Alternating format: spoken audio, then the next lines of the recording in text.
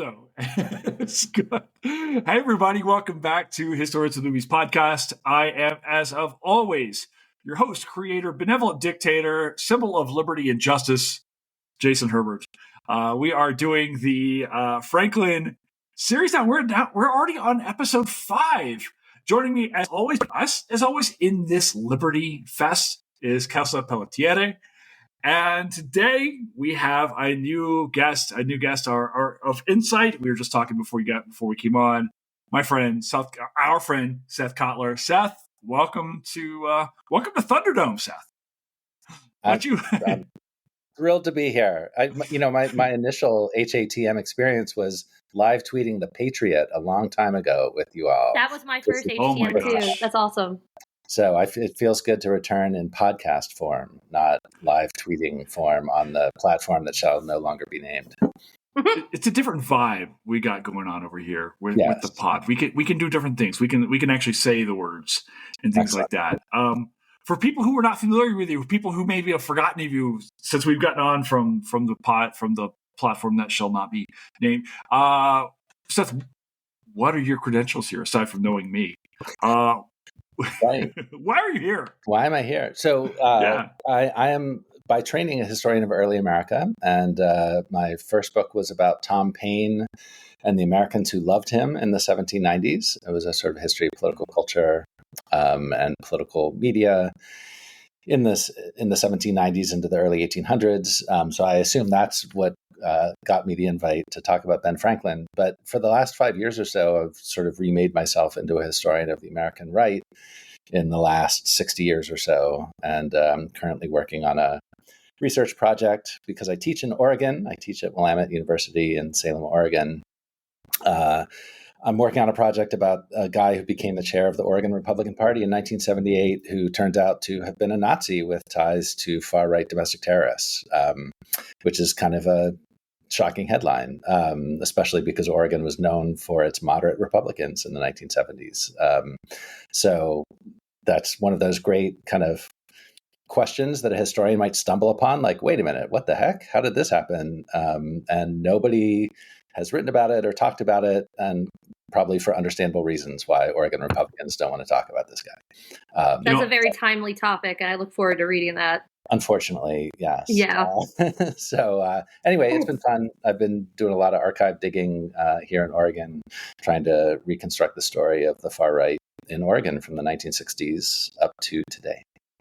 Yeah, it's amazing because I had no idea there were any Nazis in the United States history who identified as Republicans. So that's news to me and to everyone here in the podcast. So actually, and the reason why you got on here, Seth, is because of your puns. That's like literally. I appreciate it. I'll share my favorite early American pun since you asked. Why did Alexander Hamilton support a standing army? Because they needed to save money on chairs. Anyway, sorry. And that's been all here at Historians of Movies podcast. Thank you all for turning in today. It was really great to hear everyone and talk about Franklin. I'm going to go make dinner. All right, so... That was amazing. It was good. I like that one. That was a good one. So seamlessness is the key to punning. I can honestly say this. I've never heard that one before, and I'm proud to be here in this moment. That was great. I'm going to embarrass my class Wednesday and show them that. It's now public property. Anyone can use it. That's fair. Just rip it. So, all right. So for people coming to the pod now, we're going to do as we usually do, which is kind of give some first kind of thoughts, feedbacks, kind of set the tone. We're not going to spoil the episode if you have not seen this episode just yet, until we do, in fact, decide to spoil the episode, or as I've said earlier in the pods, spoil history, which you can find hidden in books, but more importantly on statues. So, we will jump in here. Okay, so we're now into episode 5. Seth, Kelsa, we've been watching this series now for several episodes. What's our general thoughts here? We're jumping in here now. We just had Snidely Whiplash show up in the form of John Adams. What's going on here? What do we think? What's your general impression? Seth, what's your general impressions thus far as far as what you've seen on the series and what your thoughts were of this episode itself? Well, I really want to hear what Kelsa has to say about it, mostly because this is not my area of specialization, this whole diplomacy bit. As a historian of political culture, I thought the whole Franklin Adams thing is pretty hilarious. The kind of Adams, try hard John Adams, versus like the kind of charming Franklin. And so the way that frames this whole episode, I thought was quite interesting. And Lafayette is a fascinating character to me, and so like that arc, even though it's not actually historically accurate, but regardless, it builds more drama around whether Lafayette's going to make it or not. So anyway, I mean, I have lots of questions around just the bigger question of like, why are we making this now in the 2020s that we can talk about later. But hold that thought. We'll come back to it. Yeah, for sure. But Kelsa, I want to hear what you think, because you know way more about this specific history than I do. I could talk about this episode for 2 hours, and I'm not going to do that to poor Jason or the listeners. However, without getting into spoilery details, so far, this is my absolute favorite episode so far. Absolute favorite. I wish we had Lindsay here as well, so I can be like, girl, like just talk about the Adam shit, which again, like I'll save that for later. But this is my favorite so far, largely because of how well they situate Adams and Franklin on a diplomatic level, not just personality. Jason, I texted you. I was like losing my shit texting you, and I tweeted about this too. Like, it was kind of cool seeing like my most recent like conference paper show up in real life almost. Like watching them talk about these different themes of like how to deal with this diplomacy on this interpersonal level, and like, standing your ground versus like flattery. And without getting into detail, it's so, for me, I was geeking out the entire time. I personally love this episode. There's lots of, also without getting into it, spoiling, lots of good, nice new additions of agency with women in this one, specifically, especially because like my research being all like, super like microscopic looking at it, and we'll get into that later, but I love this episode. I think it's really, I said this on the last episode too, I was worried how they were going to portray John Adams when you don't have Silas Deane and Arthur Lee, because TLDR, for those who don't know, Silas Deane was the first American agent that goes to France in late summer of 1775, and then Franklin shows up. And Arthur Lee's another spy in London who then comes, he's a spy, American spy in London, comes and works. And there's this whole drama between Deane, Lee, that Adams gets roped into, with Lee accusing Bancroft of being a spy. And I was worried, like, with that background gone, because also it would have detracted from the main theme of Franklin, how are they going to get Adams to be anti-Franklin? And it's interesting watching them kind of shift it to where, like, it's using Bancroft. And I like how they're situating things right now. It's very interesting. I think it's doing good TV drama right now, as far as like their spin on the historical events. But I have lots to talk about for later. Yeah, the thing I continue to wrestle with this, and we've talked about this in multiple episodes now, it's just, I still feel that the John Adams series, based on the McCullough series, book, still so overwhelms my understanding of who Ben Franklin was, of who John Adams was, of these relationships between the two. And we really only saw, say, in that series, and I'm not a Franklinite or anything like that, even though there is, in fact, a stuffed animal, Benjamin Franklin stuffed animal back behind me. Love that. I'm not a Franklinite. At the same time, like, the relationship I know is almost one of a coaching relationship. At least what I saw was portrayed on the other series. So to see these kind of two guys butting heads in this episode was at times for me difficult, because I want to like these guys, both of them, and the friction between them made it uneasy. It's like watching the parents fight, Yep. So that was, that made this episode kind of a hard shoe for me. Because it's your specialty, and this stuff intimately. So you're like, oh yeah, here's what they're doing, and here's the artistic decisions that are being made to leave in, I don't disagree with withhold or anything like that. I fully agree with you though, because that's one thing that is interesting is the friction that they're showing happens, but they're doing it like out the gate, which is incorrect. Yeah. But again, like the pacing for TV and drama, all of that happens more like late 1778, early 1779 kind of area.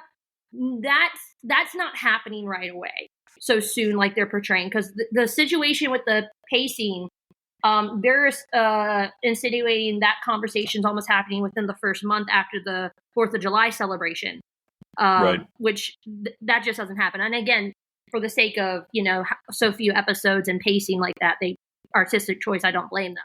But that friction is definitely not that instantaneous when they first meet. I think there's two things they get right with Adams. One, the scene where he's practicing his French and being uncomfortable. That's spot on. Absolutely spot on. Absolutely spot on and perfect. And the little undercutting tones about specifically Franklin not being early to rise anymore. For those who don't know, Franklin's always associated with the quote, early to bed, early to rise makes a man healthy and wise. And this is what's missing from this scene and this episode in general, is that Adams and Franklin had a really good working relationship prior to Franklin going to France. They worked in Continental Congress. Adams respected him, and he and his wife were very venerable towards him and believed that he was a true revolutionary. They weren't suspicious of his activities or anything like that. They did think he had an older way of doing things. But but John Adams respected him. And suddenly, but the reason why the scene is so good in my head is because it's a great thing of pointing out how Franklin is not the Franklin Adams used to know. And that's something that's left out in the nuance of it. And that's why that line where he says, waking up at 10:40 in the morning, that's a dig, legitimately such an accurate dig by Adams, in my opinion. Of contrasting how Franklin used to be. It's you become too French. And then all those other things that he brings up the rest of the series is picking at how the French behave, and even brings up the kind French men don't respect the bonds of marriage. And he is tying that almost into the bonds of their treaty. It's all these little subtle things that's really emblematic of John Adams, where he has a problem with Franklin and carrying it over to Virginia. Again, though, it's ×3 on the fast forward button. But those little scenes is for the average viewer watching it, they're gonna think John Adams comes in guns blazing, hating Franklin, and it's more of he's disappointed in Franklin because it's not the guy he used to know in a lot of ways, even though they weren't friends. He and Jefferson are friends, but he respected Franklin, and now he's not this Puritan-like figure or Protestant-like figure and this American-like figure. He's more of a French guy, and he does not like that, especially because of the whole clearly Catholic theme. It's so interesting when you get into the weeds of it from my perspective watching it. So I have a question. When you said that Adams perceived Franklin in Philadelphia as being kind of having older ways of doing things, what do you mean by that? What does that? Oh, so in some ways it's almost this ageist perspective, to put a modern terminology to it. Because everyone kind of forgets, yes, both of them are older men at this time, but Franklin's 2 generations older than John Adams, and people kind of forget that. Franklin's the oldest motherfucker in all of the rooms at this point, and probably for certain nations at this point. And the way of doing things in this cordial manner is what gentlemen do. But I struggle to think how to phrase this correctly. It's something we talked about in the last episode, Jason. Remember when we say the slow buildup for an angry feelings of the Bostonians towards the revolution and stuff? Sure. At that point, John Adams is he's not giving a fuck anymore. So for him, the time for negotiation or patience with decision making is gone. Prior to this, he probably could have been down for that. But Franklin is moving in the same pace that he always has, and John Adams is frustrated with this behavior. And there's a whole again, if Silas Dean and Arthur Lee were in this conversation, a whole bunch of it comes off about how Franklin is not only being too French, but a whole separate conversation he's not being radical enough anymore at this point. He needs to assert himself more as an American, and it's a very interesting dichotomy they all have at this point. Yeah, Kelsa, I've got a go ahead. My question is this, and I'm wondering, is that coming from just an ideology, just a difference in personalities between Franklin And Adams, Franklin's obviously getting older. He's slowing, things like that. Or, I'm getting a sense of, look, and here's the other thing. This episode opens up July 1778. We're 3 years into the war at this point in time. Mm-hmm. John Adams has just arrived over from the shores of North America. He has seen, knows quite literally on the ground what's going on here. Is there a sense of urgency on the part of Adams that maybe Franklin doesn't have, simply just because, obviously Franklin knows the war is going on, but he's not there. He's not seeing the carnage. He's not seeing the cities fall. He's not seeing the bloodshed. What's going on what's driving this relationship? Well, I would ask you to clarify which relationship, or do you want me to hit all of them? Because that's tangent. The relationship just between Adams and Franklin, I think, right here. Because okay. We're taught to love Michael Douglas as Franklin, much in the way that we, the audience, of the Catherine Zeta-Jones.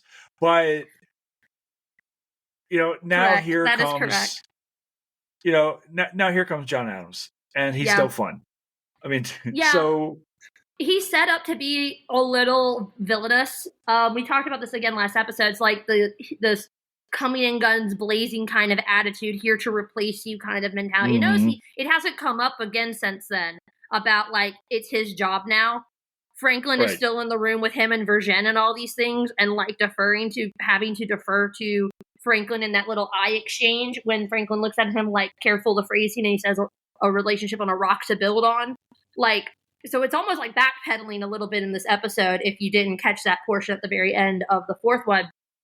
But no, you're completely right. Like, John Adams is coming in, like, all these things that are happening in North America and stuff. But the thing that's interesting is, like, Franklin's clearly aware of that. It's been set up all of these other episodes. Like, we need the French to win the war, but we can't win the war without France, and they won't join us until you win. And it's like this back and forth situation.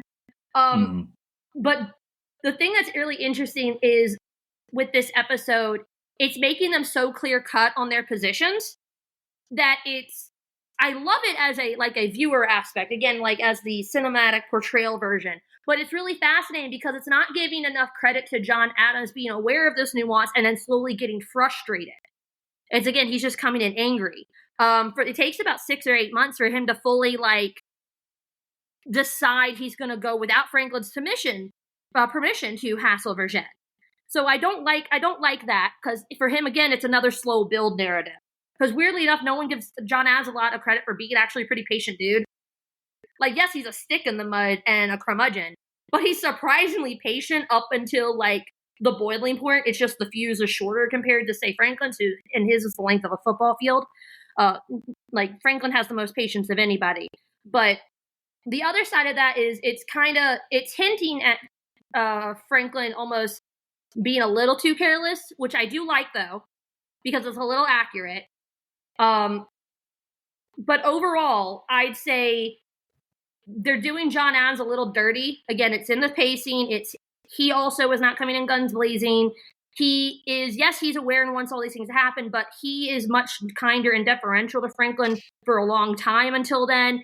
And he actually tries to engage in social society with Franklin, which, again, that's nuance that's left out of this entire episode. That's one of the reasons why, again, it was kind of funny in the breakfast scene where Franklin makes this jab at Adams about learning the French and whatever, and missing the nuancing things. That's a joke that comes from another Frenchman that says that to Adams, because Adams genuinely asks, why is the doctor with his badly spoken French viewed so charmingly and stuff, and I'm practicing a lot and trying to get the language and the nuance, but I'm not received the same. And he asked another Frenchman about this, and it gets explained it doesn't matter that you're doing the French well. It's Franklin is Franklin. It's right. He's the interesting guy in the room.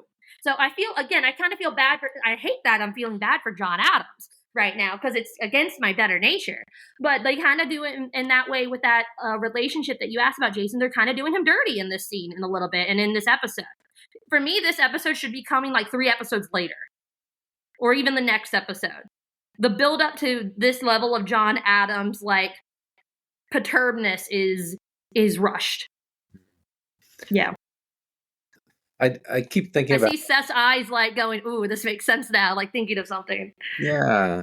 Well, so for me, I keep thinking about Americans viewing this. So American viewers, and like we're being asked to kind of see the world through Franklin's eyes. And so there's this identification we're supposed to have with Franklin and rooting for him, like his persona.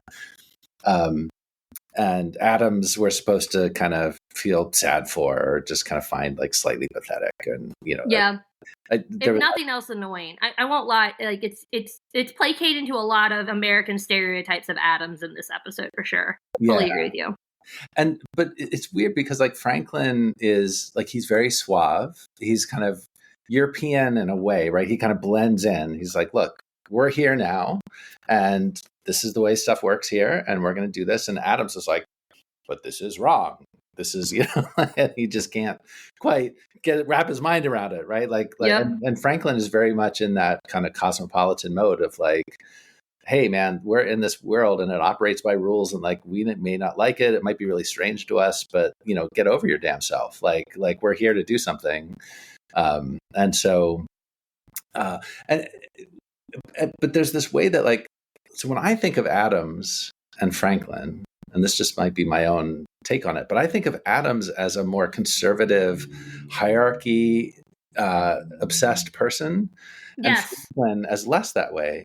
But what's happening in this show is that we're showing Franklin being very adept at hanging out with a bunch of aristocrats, right, and playing their game, and even like marrying off his grandson, like trying to make his grandson into like a French noble, basically. And Adams going over there being like, but this is improper. We must just speak plainly and clearly, right? And all of this artifice and all of this stuff, I'm not down with that, right? That's not the way it should be.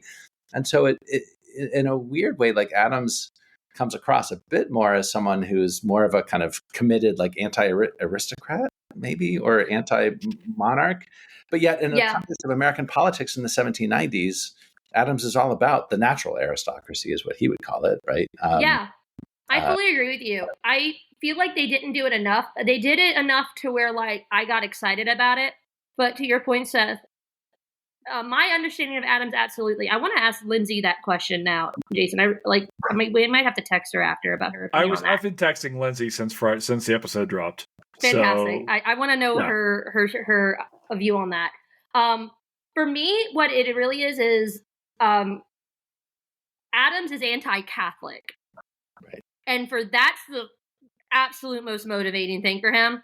And it comes through a little bit, but notice again, like the theme that they kind of push back on is this behavior, the immorality of like affairs and all these things.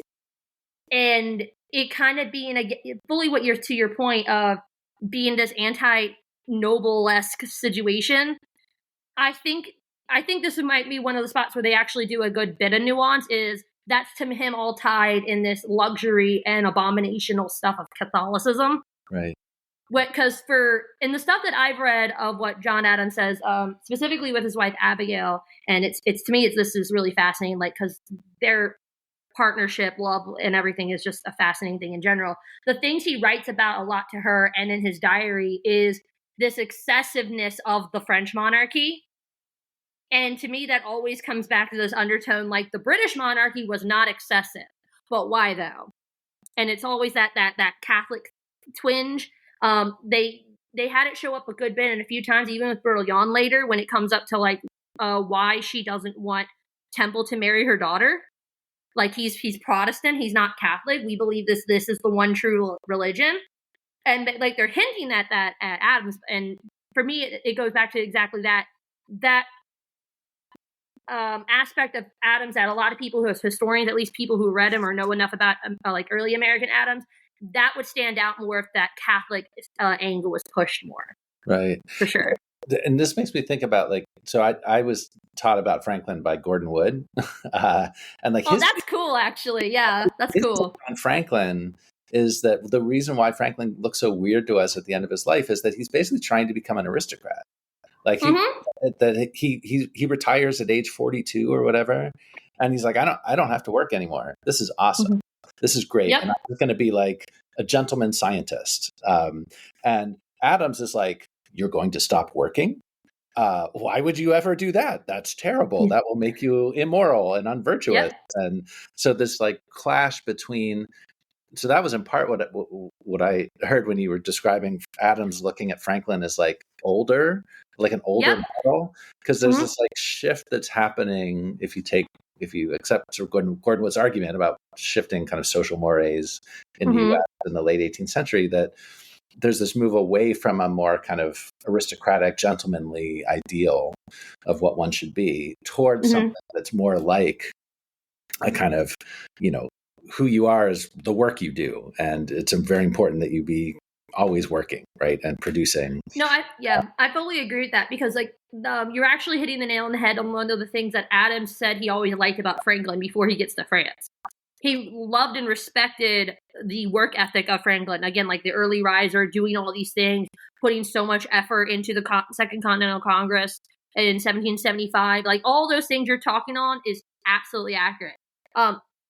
I read this like once years ago, but I vaguely remember something along the lines of Adams making a dig about Southern planters not doing actual work because they had slave labor. So to your point, absolutely on that. That's one portion with Gordon Wood that I do agree with, because part of that, I don't think people give enough credit to the fact that like New England with that like not just Protestantism, but like the autocracy that they have basically is super prevalent. And even though that goes way down the road, those like social norms keep affecting and moving and everything throughout North America over a long period of time. I mean, I joke all the time that we have shitty domestic beer because of Protestantism, because it's to drink, but not in excess. So like, good. Wait, don't talk to me about shitty beer unless you're like you're too young to remember the actual world when America had shitty beer.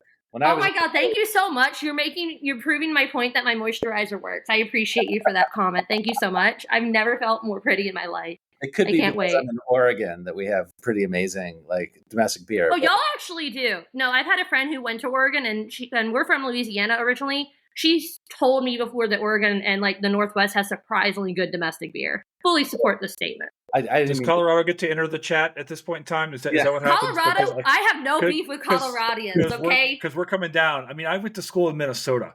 Like let's go. Colorado. Minnesota does not. I'm sorry, Minnesotians, but y'all's beer is something to be desired. But I like your food. You were wrong, the lack of salt. Let me tell you something about the Twin Cities. That you go to Surly Brewing, and that stuff is legit. Like, welcome to What's for Dinner with Jason, Seth, and Kelsa. We are drinking let's do this tonight. So yeah. Go ahead. That's a whole separate podcast that I want to be on right now. Educate me on good food and beer. Absolutely. Well, I mean, this is where so Franklin, I'm still like trying to figure out what it is about the Franklin and Adams thing that is like kind of interesting to me, but also like puzzling, because like Franklin comes across as the kind of populist dude. He's the more sort of down to earth, relaxed, laid back. Adams is kind of uptight. But Franklin also, like, the way France is depicted in this show is like, these are like incredibly like joyless, awful people, right? Like there's no like romanticization about like, oh, this is France and they're so smart and they're having salons with complicated political ideas. It's just like, these are a bunch of like really sad, horrible people living in these enormous castles, just being. I wish they had the salon culture even a little bit show up. They have at one point, one scene in episode 3. Right. And I'm so upset it hasn't shown back up at all since then. Right. So like all the like, why does Lafayette want to go to America? I don't know. He wants to go fight for freedom or whatever. Like, it's not, we don't get to see the whole like Enlightenment fascination with America and all the arguments about republics and monarchy. So all that, so that was one frustration that I had about the show, right? Is that it kind of, none of that is kind of showing up in it. And so agree. This is where like Franklin going to France and just being totally comfortable, like a fish in water, like amongst these super rich, like entitled aristocrats who, like, as a good American, he should be like, man, you people suck. Like, this is awful. What a shitty way to organize your society. Right. And instead he's just like, hey man, bring me more food. Right. Hey, let's have more wine. I've gout. Who cares? Give me more wine. I have an argument about why that there's a disconnect there for you as who I am. Honestly, that sounds so like full of myself, but I mean I've read a lot about this. Yeah. So one person that Franklin knows how to talk there and be there. At one point, I forget the dates, but at one point he takes like a season off from being like colonial agent in London because of his health, like the city smog and everything. So he goes to Europe. He spends some time in France, okay? Makes some friends, meets people and everything like that. Spends like a couple months there, I think. And at one point he visits again another year just briefly or whatever. But he's very good friends with his printer in France who translates his work. And I think the name off the top of my head is De Bourg. I think that's his name. It's been a minute since I've looked at it. But they write to each other in general about a lot of things. And that same printer is one of the people that Franklin gets Jefferson in touch with, who almost like gives him a handout, like, this is who you need to talk to. This is how certain things go. Here's French culture in like a short essay. Right. And like how things work. So like, that's something that's also missing here is like Franklin, it teases part of this in like episode 1, where, where he sets out the carriage and makes his whole joke and like how they think I invented electricity. Who am I to assuage them kind of deal. Again, like you said, it's like one moment of the Enlightenment. That's it for the whole rest of the series so far. Franklin's actually quite well versed in like how France works already, which is not alluded to at all. And something that's really interesting, and shout out to my friend Michael Carter, Deca Carter on Twitter, who he gifted me literally this giant annotated bibliography book that's about every book that we can confirm that Franklin ever owned. Expensive, and it was a nice gift. I love this book. It's like a prized possession of mine. Just made the same face, yeah. Yeah, there's a lot of really cool like archival research. They like found like the engravings in the books and things to know for sure which books he owned and where they got sold and distributed after his death, because Temple took over his estate when he died. So one of the things that's very prevalent in a lot of what he has is a lot of like travel literature in general. And like novels of countries. And like, so like how we would view as like Americans today, we know Pride and Prejudice is like, that's literature of old Britain, right? We know how that society would function then. Franklin's reading the same shit that's popular and translated from other countries as well. And so like, even today, this came out a few years ago, but one of the former, I think it was the British ambassador to America. He said, if any American wants to go to England and understand like our relationship and some of like our cultural values and to understand like a bit more of like the Britain-esque situation that we are, read the book Atonement. It's like their whole relationship with World War I is like that's incredibly impactful, like shaping their cultural narrative. It's same thing. Like Franklin's reading a lot of this literature, travel literature and novels from these countries, and that helps shapes his understanding of those countries. And again, that's something that's a huge disconnect in the show. Like, how is like to your point, Seth, how does he just go there and like not acting American already? Right. Like, how does he know like this is just how it works? Right. He's got friends who told him, and he's read all these things. He's not remotely read diplomacy shit. He knows how people interact with each other. And again, like it doesn't put that in your face to know he's done that already. And he also knows what French people want to think about Americans. And so exactly. On his right. So like the anthropological sensibility of, I think that's kind of what you're getting at, right? That like Franklin like he's a very adept at like understanding different cultural frameworks and systems and like, fitting himself into them. So and he susses out. I mean, this is a sort of canonical take on Franklin, but I mean, part of his brilliance is that he knows like, oh, the French people are going to totally eat it up when I put on this coonskin cap or whatever, right? No, so they do. No, absolutely. Yeah. Right? I mean, so he's doing it, and you know that he's like. It's not. He's not trolling them. He's just like, you guys are going to eat this shit up, and so I'm going to do it. No, absolutely. And he's doing it for sure, like that. Right. Again, part of that I would argue is like attributing to his French editor. Again, I'm so sorry, Dead Frenchman, if I mispronounce your name because I don't remember what it looks like off the top of my head. De Boer, I think that's right. But they again.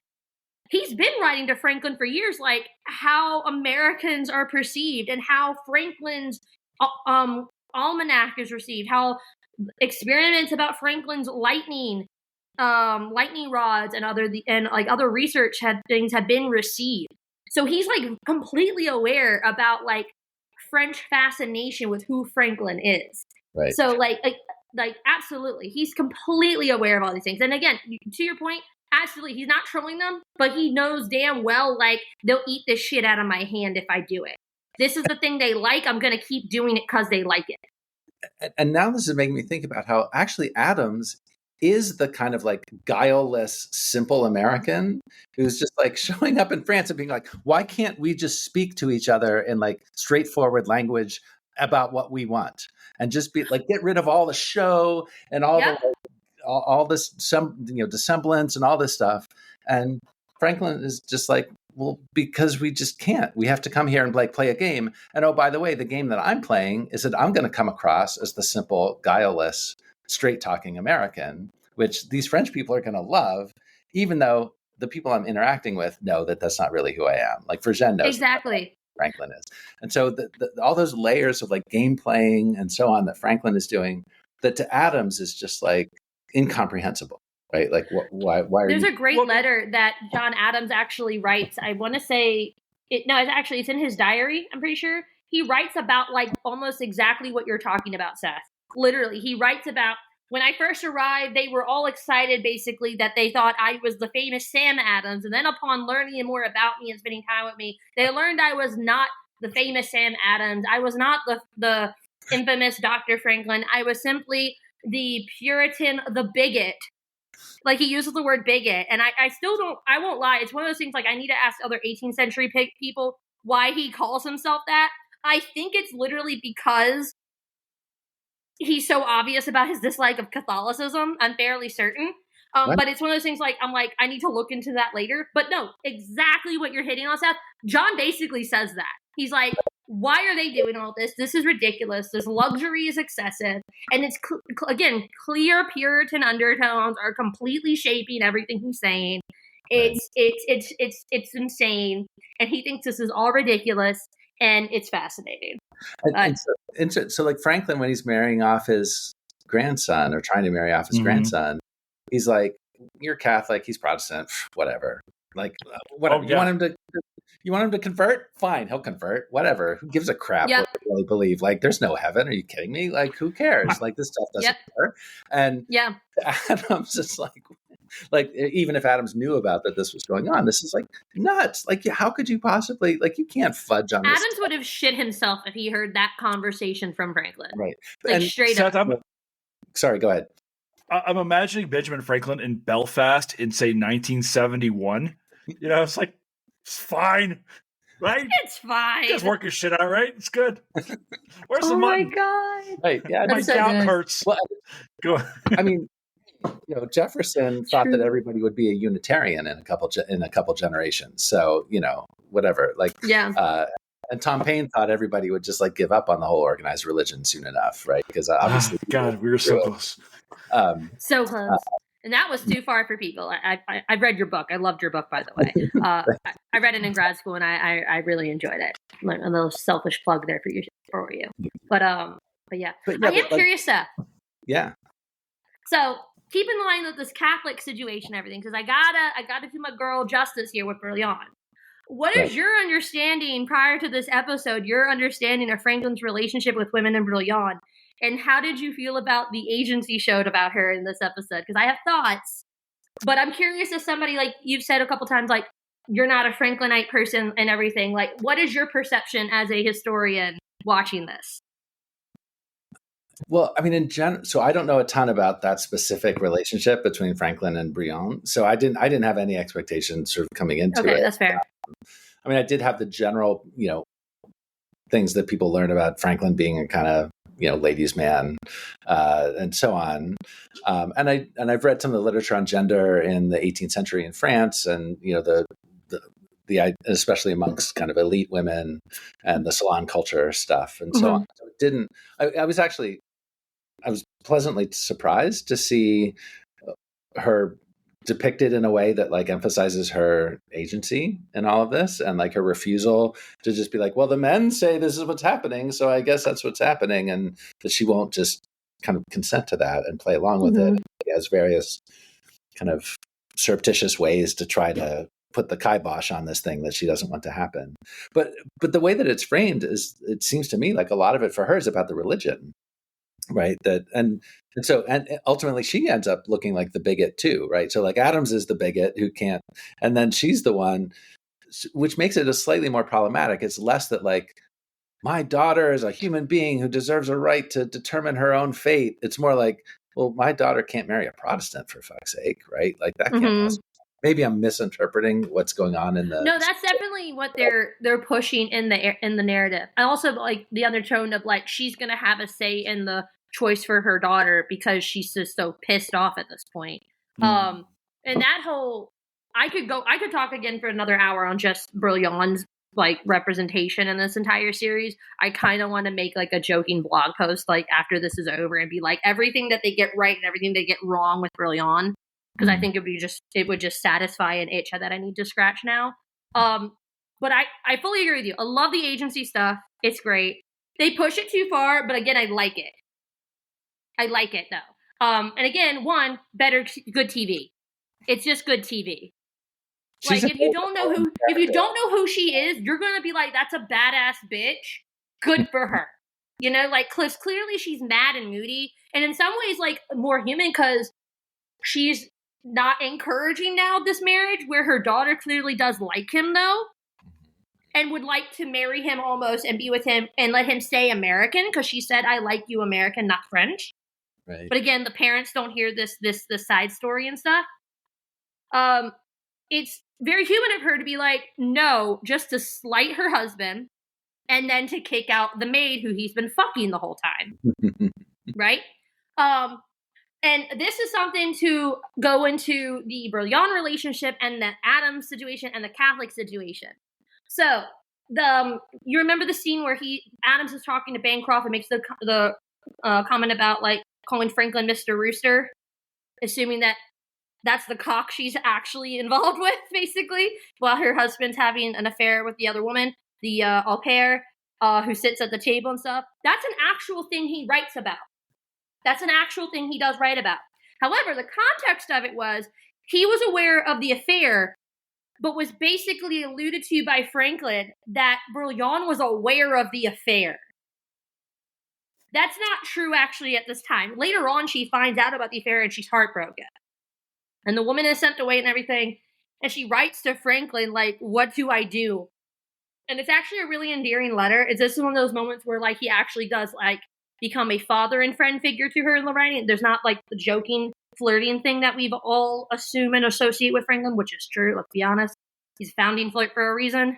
But he writes to her, like, to comfort her as though a father would, because she's, like, actually heartbroken. Yeah, he's older than her and everything. They make her husband, Monsieur Brilliant, like, incredibly villainous. Again, it's good TV, not like that. He actually had a working relationship with Monsieur Brilliant prior to meeting her, because his position, actually, within, like, the French ministry, basically, equivalent, is a glorified supply sergeant. He, like, has access and distributes uniforms to the French army and navy. He's put in touch with, Franklin meets him first through Vergennes, before the wife. Right. So they have like an actual like cordial understanding and working relationship and all these other things, big things that are going on behind the scenes. But the line that he says about them is, they live it like this in open acceptance but like I did not know of the world kind of thing. Like, again, how could France, this despotic, overly luxurious, like Catholicism-ridden monarchy, come to this terrible relationship with marriage and ruining the sanctity of marriage, which for Puritans who are raised to betroth who they love and support divorce because they support love matches, historically speaking. This is absolutely atrocious and everything. And I do like that they have that, though, because that is something that genuinely frustrates him around French culture, around French women, around Franklin's friendships with these French people and these French women. And I do like that they put that specific aspect in there about, like, this additional wedge between Franklin and Adams. Because again, it emphasizes that anti-Catholicism thing, going back to him calling himself a bigot. They push it really hard on Brilliant's side, but I like it though, because otherwise she would have just been perceived as this constantly passive woman if you try to hit like the nuanced level of it. It's fascinating. I love this episode so much. I could talk for hours about it. I'm not going to do that to Jason though. Actually, I've got a question, Kelsa, because I did see, and HATM doesn't really engage too much in like rivet counting here, where we get worried too much about like, this is factually accurate, this is not actually, this is what happened, blah, blah, blah, right? There are times, like, for instance, Seth, like when we did The Patriot, we're like, wait a second, this movie's full of shit. Oh, yeah. But I did see you, Kelsa, engaging with a friend of mine, Pete Faru, on Twitter today, or X, whatever, about, and Pete was expressing his general frustration. He's like, I get that there's some sugar involved and blah, blah, blah. And you were essentially like, dude, for real, chillax. That's a quotation. It's entertainment. Yeah. So can you talk a little bit about maybe where they're deviating in this episode from, say, reality, or from the fact? We talked a little bit about the timing wise with Adams's general frustrations and things like that. Yeah. Were there other instances here where, say, some people who are more familiar with this were going, "Oh, me no likey"? I won't lie. Besides the portions that I clearly got gassed up about talking in this episode, there's a few other things I'm not surprised about. Like, I don't necessarily know enough about William Temple to comment on this. I did find it fascinating, the idea about them portraying him about having another wedge between him and his father, or him and his grandfather, the similar way, but in the opposite respect, about how Franklin had a wedge with his son, William too. TLDR, Franklin and his son, before the giant falling out over the fact that his son remained a loyalist and everything, gets arrested and everything like that, Franklin arranged a marriage for his son too. And the son declined that one and married someone else. Franklin didn't go to the wedding. So again, if you don't know that background, like, this just seems like Franklin being like, why is he encouraging this and stuff? Like, sounds like good, but it sounds like almost like a disconnected grandpa dad. Like, I know what's best for you still crap. But it's like weirdly tied into this other theme that's left out of the narrative. Other than that, how extensively the attacks on Franklin's attempted murder of him, I think, is stressed a little bit in excess. We talked about this again last episode. It's something that I have to do more research in, but the only thing that I'm aware of on an actual like assassination attempt is like that one on accident, supposedly, like this woman's trying to, again, supposedly poison him conversation that we had last week. So some of that is most likely dramatized. Again, like, it makes for good TV and everything like that.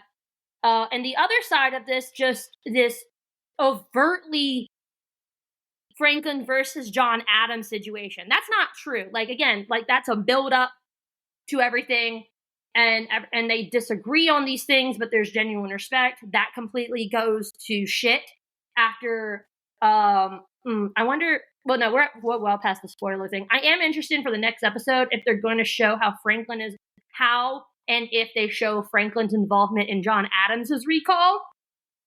Because John Adams goes over Franklin's head and offends Vergennes, and Vergennes straight said, "Get the fuck out of my face. Franklin, I will never talk to this man again. Have him sent away. He is threatening the stability of our working relationship in general between U.S. and France. Get him the fuck out of my face." And Franklin has to be like, "I regret to do this, but I am required to have the duty of my station to say he's offended Vergennes, and this is not okay." And that's like where the real genuine breakdown in their friendship comes. Whereas it's already like basically said there's no friendship between them. So that's a huge thing they get wrong, in my opinion. I'm not sure again about William Temple Franklin like actually trying to go and siege England. I'd have to look into that one, because I was like, this is hilarious to me more than anything. But I don't know, Kelsa, Seth, if like many people are very vested in this Temple storyline. I don't care. I'm kind of annoyed. I don't care. By like, grandson be grandsoning. I don't know. Yeah. All right. I want to ask you guys this because we were talking a little bit about this a little bit earlier. And Seth, you had started to make before we actually. So if you're listening now, if you're still listening, we were talking earlier. I was like, Seth, save your words, because Seth started to go off on some really cool stuff that we were talking about, and I want to actually come back to that because Seth, you were talking about like, I want to see this from like the 30,000 foot above platform, and I actually want to talk, Seth, because you were making some really salient points earlier that I want to talk about, like why this series and why now, and I really wanted to kind of dig in on maybe some of that, kind of get into maybe some of that analysis and thoughts on why the series, why now, why Franklin, and what this means in a context of like what we're seeing globally on April 28th, 2024. Right. So, Seth, go. Right. So it's the show seems to take for granted that, of course, we're rooting for America to win, right? That's what's driving it forward, and we know that we need the French to win. And so, are we going to get the French to help us out? And of course, everyone watching it knows how it turns out, right? So there isn't that much drama around it. Hope so. But there's this question of like, what is the thing, America, that Franklin is risking so much for, and Adams is coming over there to do, and which Lafayette is willing to like give his life for. And that's the part that just feels like kind of implied, that is, it's just like America. And so it's just great. And people love it. And they just want him to win. And so the content of it is kind of just left implicit in the show. And then and so the question of then why the French might be ambivalent about it, it all kind of turns on like French national geopolitical interests. Like, well, we hate the British, and so we want to fuck with the British. What will help us fuck with the British best? Which is indeed how a lot of, especially people in the government in France were thinking about it, right? Now the king is thinking about it. But then there's this whole other side in France, right, with the philosophical and political kind of investment in this particular idea of what America was. That is what Franklin is tapping into, right, when he goes there, and his own kind of popularity, and a lot of it is just completely fantastical and fabulistic, right, and not like rooted necessarily in an actual understanding of what the U.S. was, or it wasn't the U.S. yet, but what America was. And so, but the show doesn't like Beaumarchais or someone like Voltaire, or there are all these figures in France who are like pro-America. And to be pro-America in France, much like today to be like pro-Ukraine in the US, isn't just an opinion that one has about global politics. It's independent of the other things that people think, right? So like a lot of folks who are concerned about the fate of democracy in America and the world are also concerned about what's happening in Ukraine. And it doesn't entirely map on, but they're connected. And so the politics of America in France are, to me, like really fascinating, and get down to the question of like the future of the monarchy and the future of aristocracy and the nature of the social structure of the country and so on, the economic dynamics inside the country. And all of that is just left outside the frame of this show. And I don't think it was outside the frame for someone like Franklin, right, or Adams. And like part of Adams' concern later about the French Revolution, I think, is bound up with his fears about like what happens when an aristocratic or monarchical society like just collapses in on itself and what's going to replace it. And then that's terrifying. And someone like Jefferson or possibly Franklin didn't sort of live to see it fully, right? But they would be more in the mode of like, man, aristocracy, monarchy are just stupid and don't make any sense. So like, let's get rid of them, and like something better will emerge, right? And that'll be great. So again, when I think of the late 18th century, to me, those are the like really fascinating questions around what is the United States, what is America, what is France, how do we think about our relationship to it, and that there are lots of simplistic ways of like thinking through that. There's the like France was the great center of enlightenment, proto-democratic thought that would then fight their own revolution and that was modeled on ours later. And so the US and France touch off this 250-year cycle of liberatory democratic revolutions. So that's one mode, right, of thinking about it. But then there are lots of other modes of thinking about the relationship between the US and France. And I know I'm a total nerd. And so, of course, that's what I would want a show to be thinking through and talking about. And so I love that shit too, Seth. No, that was some of the self-plug. My entire chapter 2 talks about that. And I love that shit.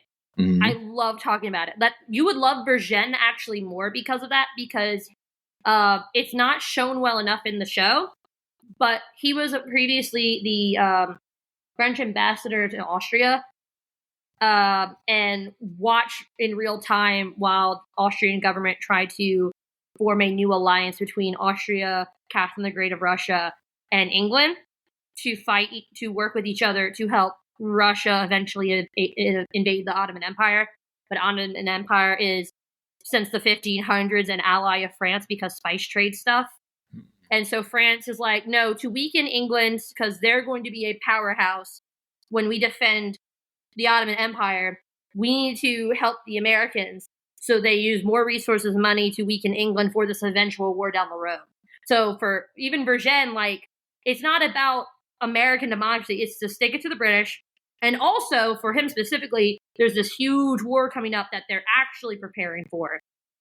And for a lot of the French people at the time, it's, yes, this Enlightenment thought and the novelty of America more than anything, the novelty of America being an example of that Enlightenment thought more than anything. The noble savage trope comes to mind. I said this last episode, which is true. In a lot of the ways of the fascination with Franklin, he is a Britishman who's been corrupted and changed, or positively or negatively, because corrupt could be negative or not. Influenced by contact with Native Americans and the violence of North America, and now he's this quintessential American who wears his coon cap, is now in front of us.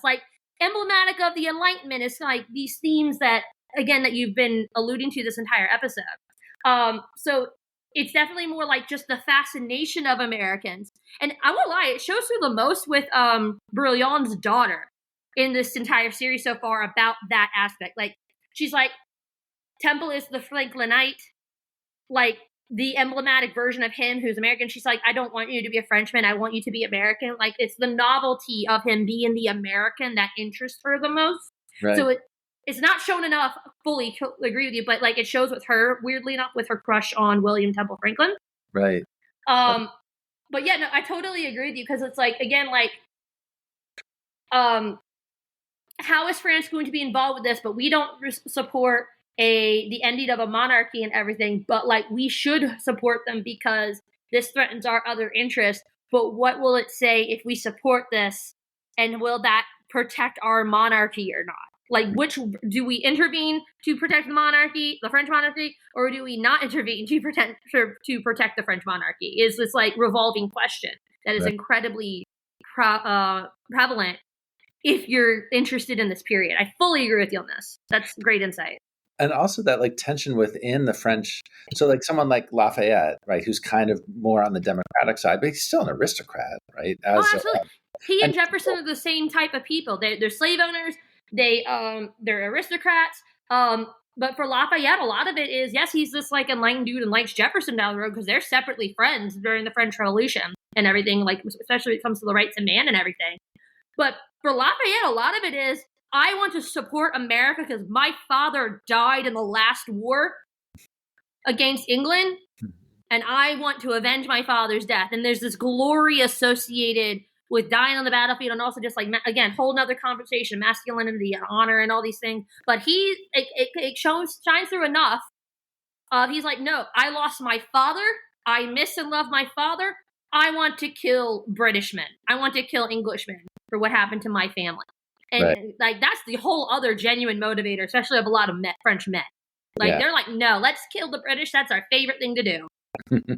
So, yeah. And then these humans who are engaging in these actions and for very human, specific, contingent, particular reasons, then get elevated into symbols of abstracted, universal principles, right? So that's why there's a Lafayette in every state in the country, right? And Lafayette back in 1824. There's Lafayette streets in every county, or if you're Louisiana, every parish. Right. I grew up in the shadow of Lafayette, Louisiana. Yeah. Right. Yeah, Lafayette, Louisiana. There's a statue of him everywhere. Just like, I mean, actually, that is something I need to look into. Who has more statues in America, Benjamin Franklin or Lafayette? Yeah, I am curious about that. I mean, and a lot of it's a whole thing.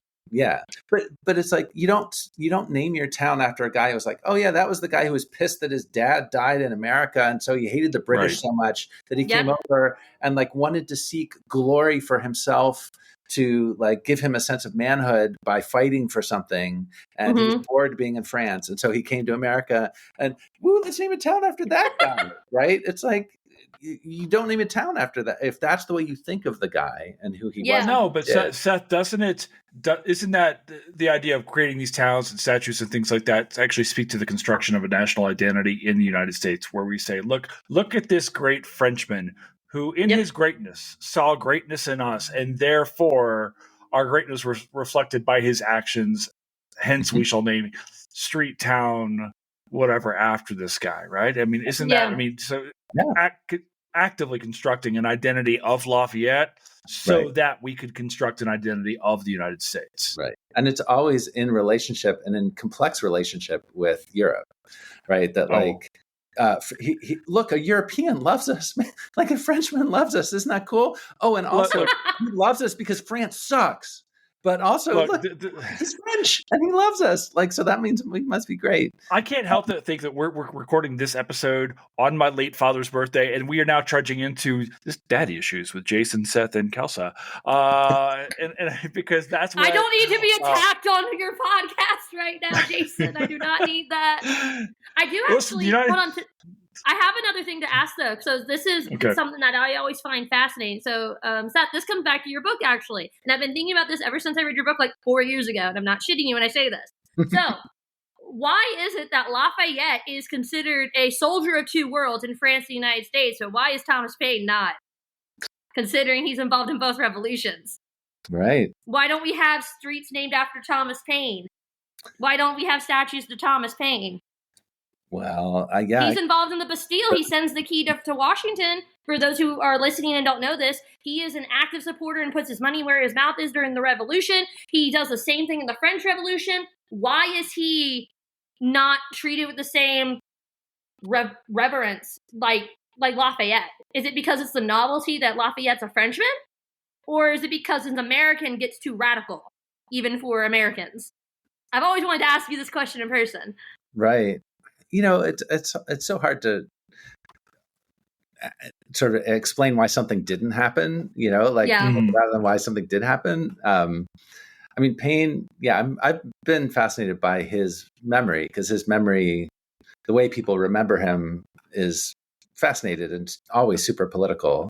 And like I was teaching a course about Paine in 2006 for a study abroad program in London. And I was trying to design all these places we could go that were connected to Paine's history in London. And so I found several places and we went. But whenever I would meet people like in a pub or whatever, and they'd ask me what I was doing, I would talk about Thomas Paine. And they'd be like, who? Yep. Thomas Paine, and I would explain. Oh, yeah, I've never heard of him. And a lot of these folks, not just like the general person on the street in Britain, but like pretty knowledgeable people, like people who are historians, but who weren't American historians, were just like, why would I care about this person? Like, who cares about him? He's just kind of a non-entity in British historical memory. And in France, I don't know as much, but my sense is that he's not as prominent a figure in French memory. And in the US, it's very bifurcated. You know, like Glenn Beck loves Tom Paine, and Eugene Debs loved Tom Paine. So, you know, is Tom Paine a socialist, or is Tom Paine a Glenn Beck kind of right-wing person? And his writings are copious enough and complicated enough, and you can cherry pick whatever you want from it, that he can be all things to sort of all people. But but I mean, to me, Paine's memory in the U.S. is connected to what then happens with the French Revolution, which also seems like a kind of ghostly visage in this whole show.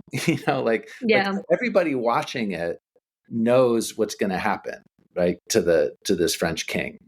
like we all know where his head ends up. And like Marie Antoinette, when she's introduced, we're all like, oh yeah, you just wait. We know what's happening to you, but she doesn't know it sort of at the time. And so that kind of anxiety that Americans themselves have around our own revolutionary origins, that I don't think will ever be resolved. But it's this question of like, no, we are a stable, coherent, unified thing called America that Ben Franklin is over in France to just like advocate for because we are America. And then there's also this like sense of like fearful contingency, like actually this thing that is America was completely dependent upon these like jerky French people who were trying to decide whether or not they would actually help us out. And if they wouldn't have helped us out, guess what? We'd be Canada now, or who knows like where we'd be living right now. And so we would be a version of Canada. Like that is something that I think would have happened. Yeah. And so that vertiginous sense of like, it's almost like when you're a child and you learn about how maybe if your parents had made one decision or another, you wouldn't exist, kind of like, it has that kind of like feel for our own like nationhood. It makes it so contingent. And that's both what makes the show like really fascinating and compelling, I think. And what makes Paine so fascinating as a figure, because Common Sense, the Crisis Papers, he's such a central figure in bringing about the revolution. Yeah. But also like, God, the dude like hated organized religion. And then he went over to France and was like part of the French Revolution. Like, oh gosh, like we're not sure we like that. More Puritans would have been bigoted towards him then, since he's not Protestant, right? Right. Well, I mean, he was a deist, he was like, was like, well, you're the expert on him. So my understanding of Thomas Paine was like, he's a deist, but he is like more equivalent of an atheist than a deist in a lot of ways. Just like, that's kind of like how I've gotten taught him and everything. So I always been, again, this is a little bit sidetracked, Jason. I'm sorry. I've been dying to ask Seth about this for years, but that's just interesting to me. Yeah. I mean, he didn't believe in organized religion. I mean, he was a real critic. Okay, that makes sense. He thought organized religion he was like, read the scriptures yourself and like figure out what you think, right? You don't need to go and have some person in like fancy robes with some fancy education tell you what you're supposed to think about all this stuff, right? Like you're a smart person, like contemplate the divine, read the scriptures, make up your own mind, right? Like don't do what someone else tells you to do, right? And so I think that was his general, in the Age of Reason at least. And in doing that, he was trying to strip away all of the ways that organized religion was a mechanism of social power, basically, right? That makes a lot of sense, actually.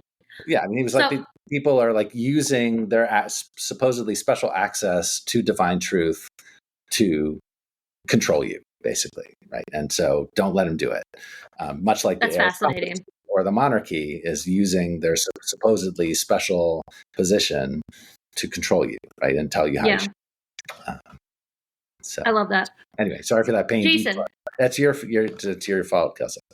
I'm sorry, Jason. I have something. So I looked at my notes real quick. So I do have one other thing to touch on that you asked about, like what does this episode get wrong situation based off the Twitter conversation.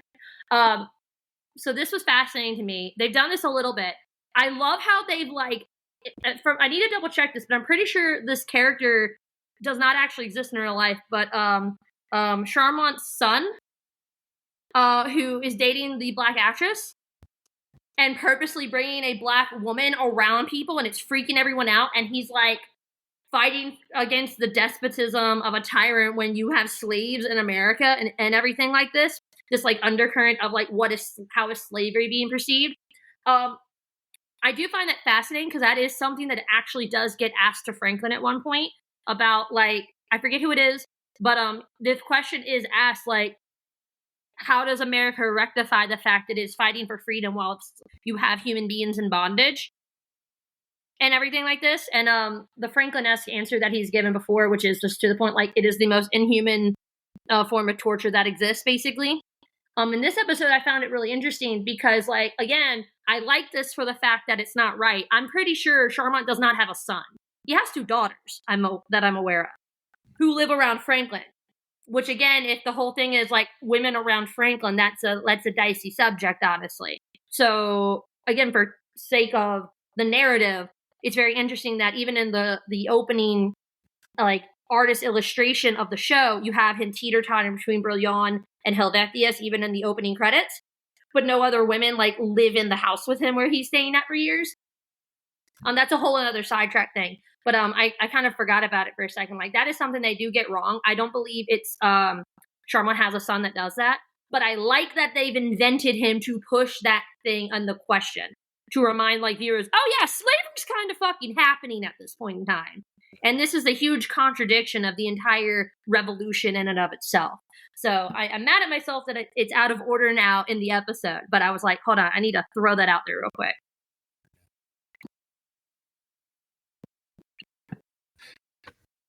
Yeah, I mean, slavery is another kind of bigger picture kind of context that's just not really in the frame, or I mean, that's an interesting like storyline in it, but I don't feel like they really develop it in a way that's like substantive. It felt I agree with you. We need to talk. It's there to remind you, but it's like it's not in your face, which I won't lie is weirdly accurate because that's, even though there's like slavery in France, it's not on the same level as in, you know, the United States at this time, which is like everything is slavery for farming and profiteering and stuff. So the Haitian Revolution is just down the road. You know, I mean, there's, in terms of the French colonies, right? I mean, the place of slavery in those French colonies is super important, right? In terms of the internal kind of politics and the wealth of a certain set of people in France and so on, much as it is with Britain and their empire, right? Yeah. So, so I mean, that was like the one moment where we see a Frenchman being kind of principled in a way that we could recognize, right? That it's like, I'm going to be an anti-racist because I'm going to bring this Black woman into this setting where I know it's going to like upset some people, but I'm going to like put this in there. But it only works if those French people are already supposed to be committed to the idea of universal human equality, which we also haven't seen happen, right? So the whole thing, it just felt really undercooked. Like I applaud the notion of like, hey, we have to thematize slavery in a way, right, in this show about this era, because it's obviously incredibly important to the history of this era. But it did feel undercooked and a little bit. I fully agree with you on that. And weirdly, I actually really like the phrase that you say, undercooked, though, because I mean, isn't that what the Enlightenment is? It's like, oh, this isn't cool in the Enlightenment, but like, we don't want to free people. We like serfdom. Right. Like, it's the whole point is that it's undercooked. It's like the joke in like a Grand Tour episode with Jeremy Clarkson, like calling somebody a lightweight socialist. Yeah, I'm a socialist, but like, I'm still an aristocrat in British society. Like, it's like, that's almost like, that's the point. And I almost find like weirdly like accurate in some ways on that portion. Yeah. But yeah, no, to your point, definitely like that's an underrepresented representative point. But in a weird way, I like how they did that because that's weirdly accurate. Like that's not in everyone's day-to-day life of like trying to negotiate shit with France, though. Right. So, but I'm glad they didn't ignore it. Is mostly my point. Yeah, but so I'm thinking about how the role of ideals, values, or whatever you want to call them, plays out in this show. And like, we don't see Franklin like wrestling with, hey, like what I love about America is the fact that it's a like far more egalitarian society where there's no entrenched aristocracy and no monarchy. And this is why I'm here representing this country, because I think this way of organizing a society is preferable. But I recognize that I'm here in France. And so I got to play the game and I got to do the deal with the aristocrats. And, you know, so we don't see that like struggle, which is the way it always works in the political realm or in the diplomatic realm, where you're like balancing the ideals that you espouse and hold, and then like the complexity of the world, right? And how you try to like move the world in that direction. And that's the part that I wish maybe we saw that would also feel like profoundly relevant and useful, like in terms of thinking about our own contemporary like setting, and like how do leaders behave, right? And like what does political leadership kind of look like? And so in a weird way, it's almost like it's all just like deal making. Like it feels like side deal making, which I know is part of it, but surely is not all of it, right? Like that's not the totality of it, or at least I would like to live in a world in which that wasn't the totality of it. I'm much more pessimistic than you. Okay. In as my answer to that, I'm much more pessimistic. But I feel like when we do see like characters who are represented as more idealistic, like Lafayette, for example, there's just kind of like nothing to it. It's just like, oh, he's Lafayette and he loves freedom. There's no meat to it. Yeah. There's no like substance to it. There's no, like, we don't even see him being perhaps slightly, what's the word? Hypocritical about it or inconsistent about it, which is the way everybody is in the relationship to their ideals, right? Like, so all of that muddle and complexity of this great era of the 1780s and 90s and this like era of revolutions around the world, right, that are imagining what a different world might look like. Again, that's just all outside the frame of it. And at a time when like countries around the world in the 2020s are having these really like pretty major conversations about like, should we be like Viktor Orban's Hungary, or should we be, like Putin's Russia, or should we try to be more like, social democratic Germany, or whatever, whatever you imagine, right? These models of like, what do countries look like? That's a pretty important, significant conversation that we're having. And it all also gets bound up in like diplomatic foreign relations, like what's happening in Ukraine, right? Like Orban has his particular relationship to what's happening in Ukraine and with Russia. In America, the Republicans increasingly have their own particular take on our relationship to Russia and Ukraine, and Democrats have a different one. But so I don't know. That's why I say it feels like a lost opportunity to use this history to come speak to our present in a way that feels a little bit more like illuminating and provocative. And I think that's too far even for Apple, unfortunately. I know, but you gotta have high expectations. Damn it, I'm all in favor of. I fully agree with you. I won't lie. If this wasn't on Apple, I think someone would do that. Because you have to, like, again, there's a reason like Michael Douglas is here. People are going to watch this if you can see Michael Douglas looking like Michael Douglas still on a platform that a lot of people aren't using for watching TV shows and movies. It's probably something in like the Apple to marketing to like, we could use this maybe. Because I would think like other TV shows might make that a little bit more obvious just because. But again, it's Apple. Like, don't come for me, Apple, please. But like, I love your products personally. But like, I mean, again, there's a reason why Michael Douglas, yes, it's the convenience of not doing prosthetics for taking 2 hours to do every morning. And supposedly I don't want to have like production time go down versus do you just want to look like yourself? It, like, to quote Craig from the first episode, Jason, is this a vanity thing? Like, do you just want people to watch it at this point? But I agree with you. I think it would have been like really cool and like provocative and interesting considering like the time that we're living in. But I don't think Apple would tread those waters. I think they'd like to sit in the shallow end. So is this like do you know the essay by David Waldstreicher, Founder Chic? From 2000. The Founder Chic, McCullough's that's the whole thing with McCullough's Adams book and everything. Yeah. Right. Yeah. And so that was a really formative kind of argument and sort of bundle of ideas for me as a sort of younger historian. And, thinking about, I mean, obviously historical figures like John Adams and Benjamin Franklin are consequential figures, and it's important for us to kind of know about them. And there's value in sort of having more scholarship about them and more, and so on. But then the question of like, okay, well, but why? Like, why there's, historical causality is so complex, right? There's so many actors and agents involved and systems and structures, and reducing history to like John Adams versus Ben Franklin, and the room with, it's the room where it happens kind of version of like history and how does history happen. That has an appeal to it. There's a reason why, that like these types of history books sell to like older, white, upper middle class men, right? Who think of the world in those terms. And so but there were times why I don't feel like the show can just be reduced to that. Like, I think there's more going on in it than just that. Oh, absolutely. Absolutely.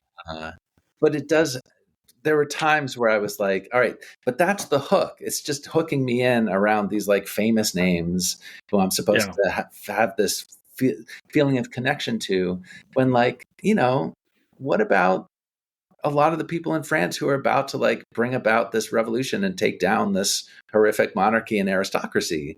Like, how about them? Or like, what about, more, egalitarianly inclined Americans in the 18th century, or people wrestling with that question of slavery in a really meaningful way, right? In this era. And so you would really like Helen Bates's dissertation actually on Lord Stormont. In France, he's the British ambassador to France. Mm-hmm. I love her dissertation. I really like. So, side note, I think one of the things they get really well done here is actually Lord Stormont's subtle but notable presence in the series. Part of that is kind of interesting because I had a really good thought now to something that you just said, but like, thinking about all these like interconnected themes and everything like this and what they get right, and like this international perspective thing, like Stormont's very keyed into like why France would want, the French government want to get involved in everything.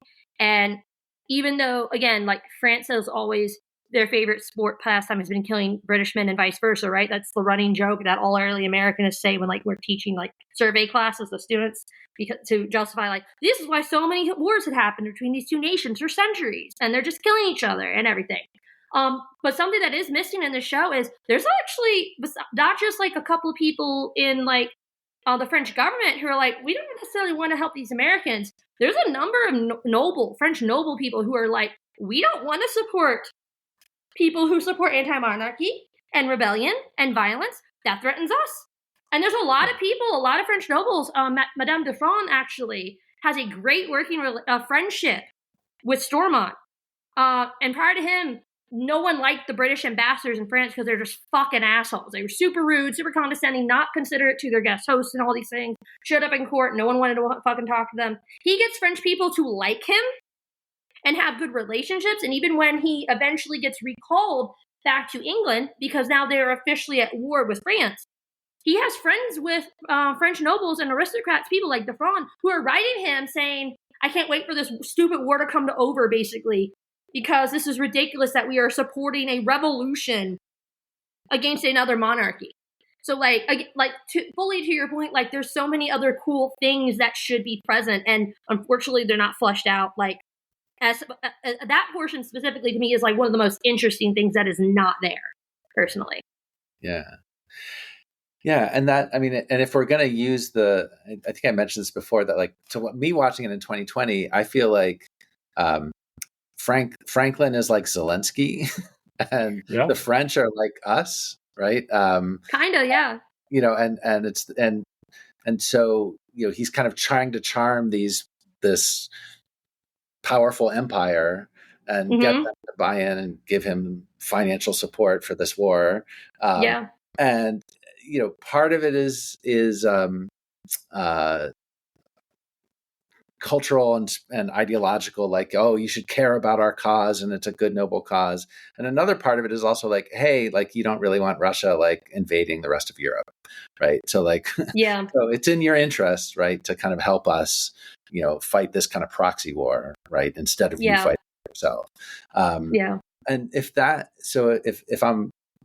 have that like parallelism, right, then it kind of, I don't know, to me, it sort of raises this question of how, again, sort of Americans watching this today, and like, who are we? Like, how do we think of ourselves? And if we are France, like, why aren't we seeing the argument inside the French government and within French society about what's happening in this place across the ocean and what really is our investment in this place. Why do we really care about it?